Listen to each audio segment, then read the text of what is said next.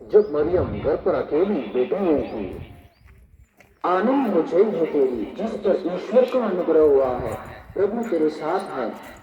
ये किस प्रकार का अभिवादन है? हे मरियम, भयभीत न हो, क्योंकि परमेश्वर का अनुग्रह तुझ पर हुआ है। देख, तू गर्भवती होगी और तुझे एक पुत्र उत्पन्न होगा। तू उसका नाम यीशु रखना। वो महान होगा और परम प्रधान का पुत्र कहलाएगा, और प्रभु परमेश्वर उसके पिता दाऊद का सिंहासन उसे देगा, और वह याकूब के घराने पर सदा राज्य करेगा। उसका राज्य का अंत न होगा। ये कैसा होगा? मैं तो पुरुष को जानती ही नहीं। पवित्र आत्मा तुझ पर उतरेगा और परम प्रधान की सामर्थ तुझ पर छाया करेगी। इसलिए वो पवित्र जो उत्पन्न होने वाला है परमेश्वर का पुत्र कहलाएगा। और जो तेरी कुटुंबी यहोशुआ के भी बुढ़ापे में पुत्र होने वाला है। ये जो वंश कहलाती थी 6वां महीना है, क्योंकि जो वचन परमेश्वर की ओर से होता है वो प्रभाव रहित नहीं होता। मैं प्रभु की दासी हूँ, मुझे तेरे वचन के अनुसार हो। अंदर मैडम मरियम की मंगनी यूसुफ के साथ हो गई, तो उनके इकट्ठा होने से पहले ही वो पवित्र आत्मा की ओर से गर्भवती पाई गई।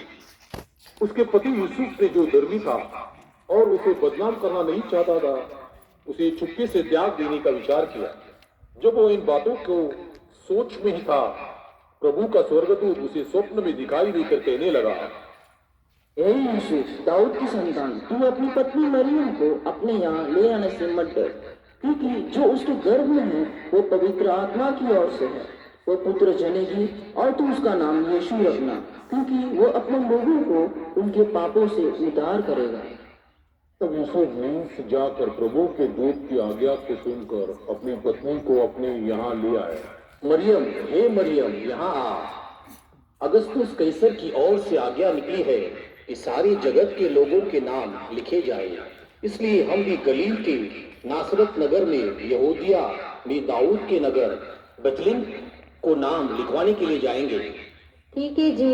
यूसुफ भी इसलिए कि वह दाऊद के घराने और वंश का था, गलील के नासरत नगर से यहूदिया में दाऊद के नगर बेतलेहम को गया कि अपने मंगेतर मरियम के साथ जो गर्भवती थी नाम लिखवाए।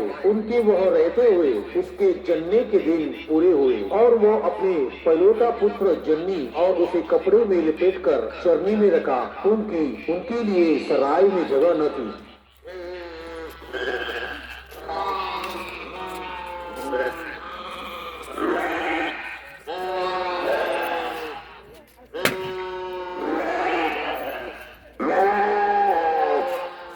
देखो, भागा भागा, पकड़ पकड़। मत डरो, क्योंकि देखो मैं तुम्हें बड़े आनंद का सुसमाचार सुनाता हूँ, जो सब लोगों के लिए होगा, कि आज दाऊद के नगर में तुम्हारे लिए एक उद्धारकर्ता जन्मा है, और यही मसीह प्रभु है।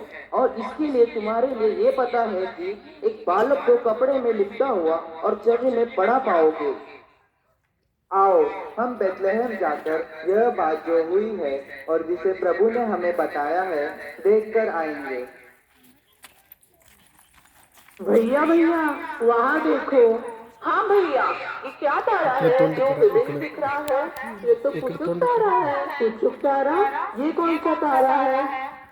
ये तारा मामूली दिन दिखाई नहीं देता, फिर कब दिखाई देता है? पृथ्वी में कोई राजा जब जन्मा हो तो ये तारा दिखाई देता है। क्या मतलब कोई राजा जन्मा है? हाँ, हम जाकर जो राजा जन्मा है उन्हें प्रणाम करके आएंगे। ठीक है, लेकिन कहाँ पर जाएंगे? राजा का जन्म तो किसी महल में हुआ हो।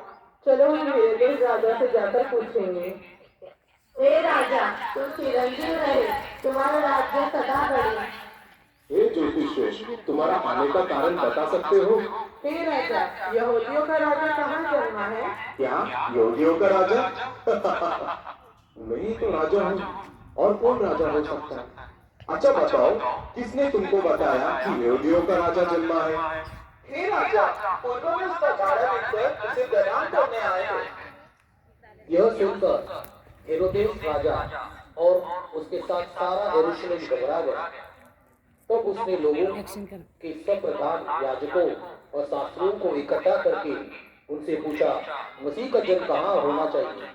उन्होंने उनसे कहा, यहूदा के बेतलेहम में, क्योंकि भविष्यवक्ता के द्वारा यो लिखा गया है, ए बेतलेहम, तू जो यहूदियों का प्रदेश में है, तू किसी भी रीति से यहूदा के अधिकारियों में सबसे छोटा नहीं, क्योंकि तुझ में से एक अधिपति निकलेगा जो मेरा प्रजा इस्राएल को रखवाली करेगा।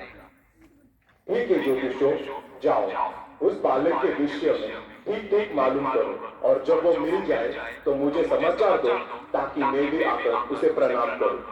ठीक है राजा, प्रणाम, हम जाकर लौट आते हैं।